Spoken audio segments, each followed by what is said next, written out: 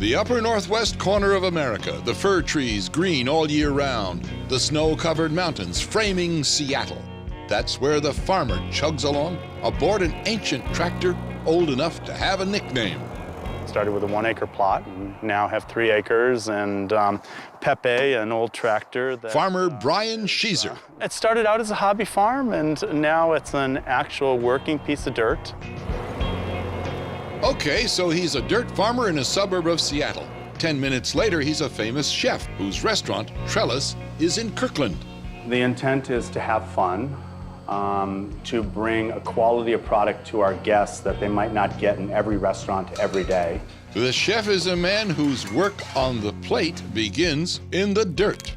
I would probably say 75% of me is chef, and 75% of me is farmer. And the 50% extra is the time that I don't waste in a day.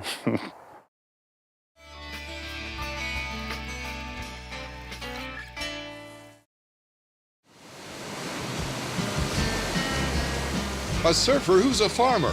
I've always felt pretty connected with nature. A war refugee who's a famous chef. Got somebody to try some spring roll. There we go. Aha. Friends who create great dishes. They're up next on Chefs Afield. We don't get too much frost right here because we're so close to the ocean. Right.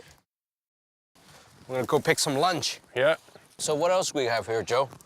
So we have airhead cabbage, then we go into Romanesco, Savoy cabbage, broccoli, got our different lettuces, and then here's our broccolini. It's our lunch. A lot of older heirloom varieties. They're, you know, they grow more of a medium to small size first head, and then it's all about side shoots. And it's almost like kale, you know. I mean, I like the side shoot better. They're a lot more tender. They're not this big, tight, This is a really small one. Yeah. Yes, sir. Taste it. What do you think? Did you taste it? Or you just use me as a guinea pig? See, straight from the hand, it picked it. Just kidding. Look at that color. This is bright green. And all that heat, it kind of infused the flavor into the vegetable. So the Chinese tradition is called the breath of the wok.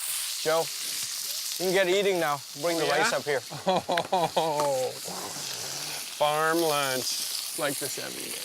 Yeah, everybody help themselves. Come on, let's grab lunch. Look at those greens, yeah? Not bad.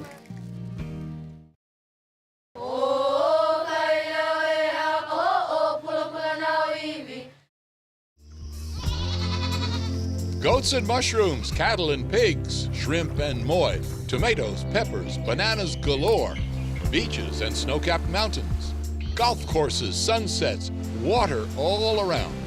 All this and a famous chef. Where in the world are we? Find out next on Chefs Afield.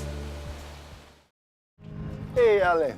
Hey, how you, Chris? Oh, I'm doing good this morning. How you doing? Oh, good. Hey, we got some shrimp. I understand you want to make something special with that. Yeah, we went to Shrimp from a golf course? Does this chef understand what it takes to keep a golf course green? Pesticides, chemicals, fertilizers?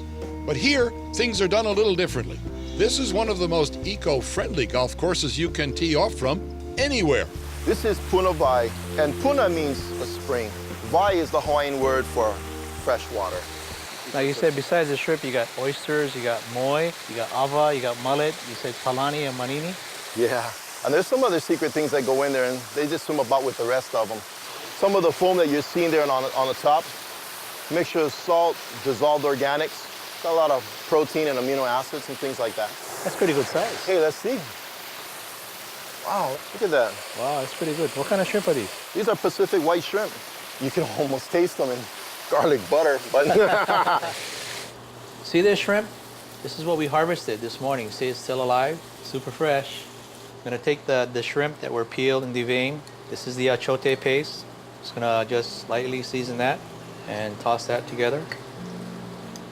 The shrimps are small. The residual heat in this dish will continue to cook them. All I'm looking for is the clams to cook, and this dish is done. And my definition of cuisine is when the cooks begin to eat their own food.